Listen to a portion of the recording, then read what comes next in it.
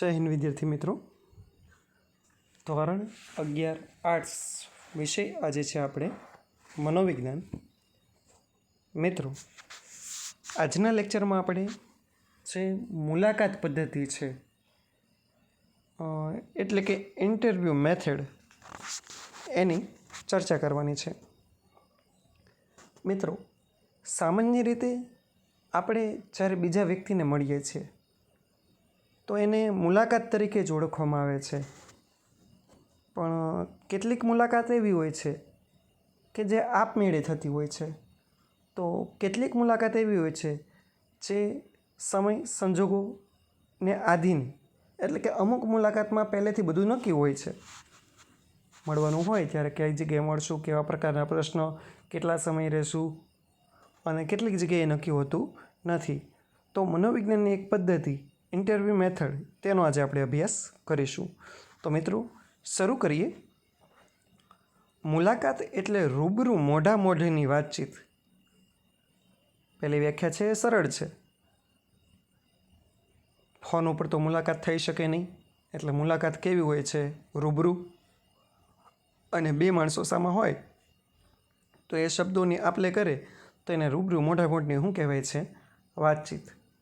એમાં છે, પ્રશ્નાવલીમાં ઉત્તરદાતા સાચા કે સારા ઉત્તર આપે છે કે નહીં તે જાણી શકાતું નથી.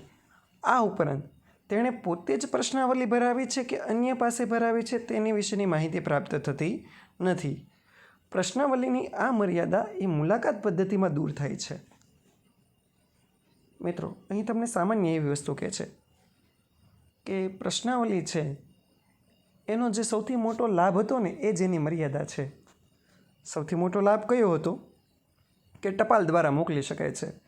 પણ ટપાલ દ્વારા મોકલાવેલી પ્રશ્નાવલી વ્યક્તિ પોતે ભરે છે, બીજો વ્યક્તિ ભરીને આપે છે. કેટલીક વખત અધૂરી હોય છે પ્રશ્નાવલી, પ્રયોગપાત્ર છે જવાબ આપતો નથી.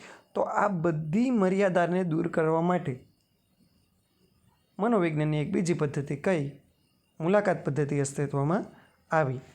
હવે એની વ્યાખ્યા જોઈએ તો પહેલી વ્યાખ્યા છે એ ગુડ અને હટ નામના જે મનોવૈજ્ઞાનિક છે એમને આપી છે કે મુલાકાત એ સામાજિક આંતરક્રિયાની પ્રક્રિયા છે.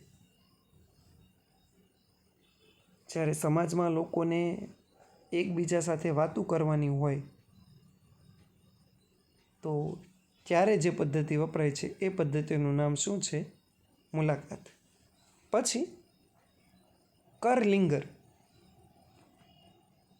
એમણે વ્યાખ્યા આપી છે કે મુલાકાત એક આંતરવ્યક્તિક પરિસ્થિતિ છે.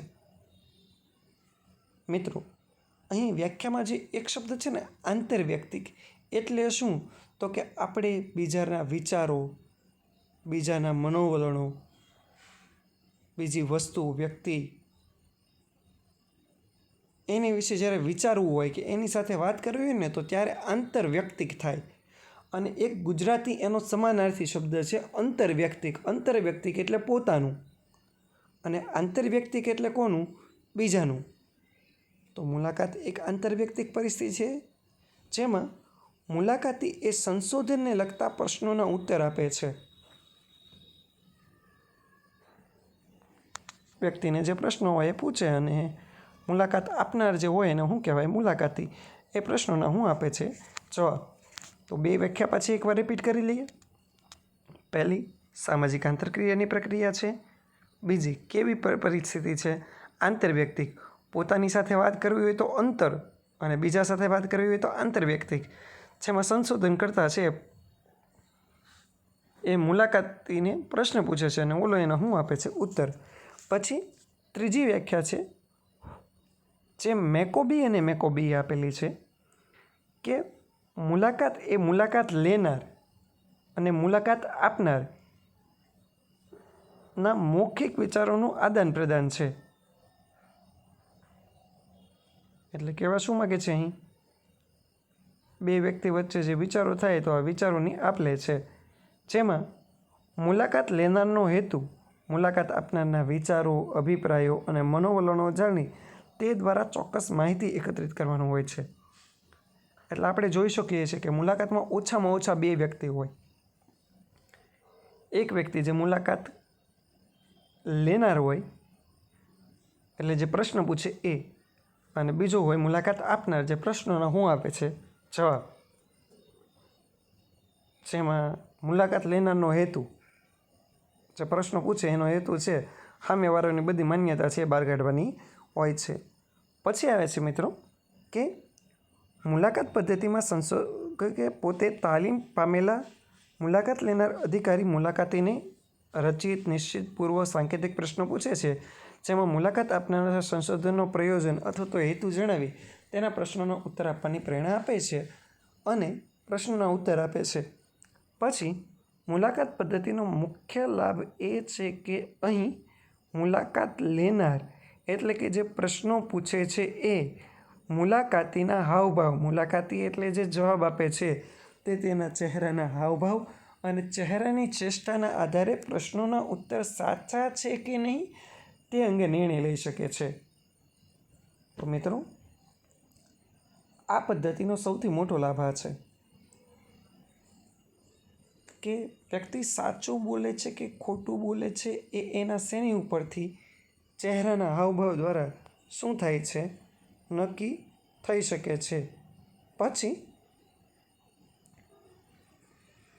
પ્રશ્નોના પ્રકારને આધારે મુલાકાત પદ્ધતિને પણ સંરચિત અને અસંરચિત મુલાકાત અથવા તો ઔપચારિક અથવા અનૌપચારિક મુલાકાત વગેરે જેવા મુલાકાતના પ્રકાર પડે છે. પહેલેથી નક્કી હોય તો એ સંરચિત મુલાકાત. કાલે સવારે આપણે 10 વાગે મળીશું. 10 થી 11માં હું તમને 20 પ્રશ્ન પૂછીશ, તમારે એ 20 પ્રશ્ન મને જવાબ આપવાના છે.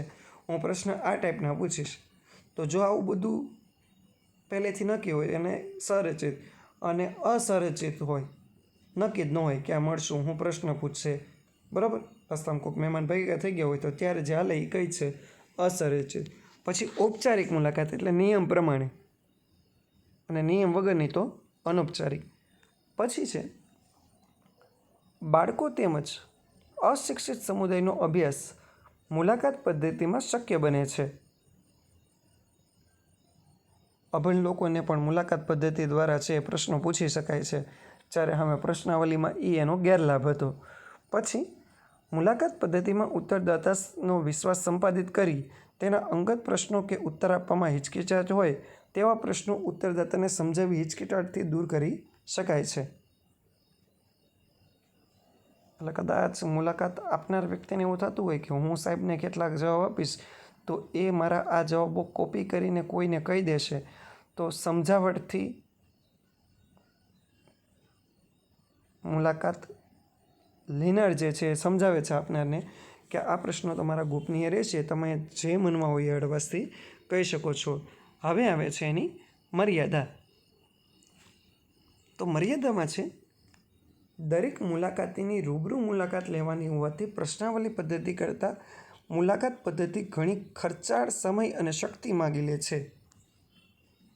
એટલે મિત્રો, પહેલો ગેરલાભ મુખ્ય સમય, શક્તિ અને શેનો નાણાંનો વ્યય થાય છે.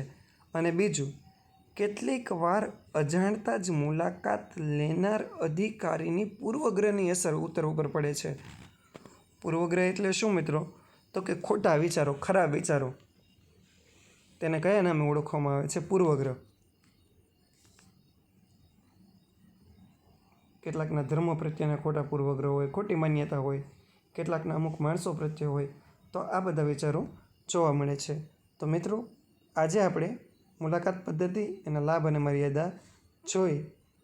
કાલે આપણે લેક્ચરમાં શું છે આગળ વધીશું, અને આ પાઠ પૂરો થાય એટલે થોડાક જે લેક્ચર છે અંગ્રેજીના તમારે રહેશે.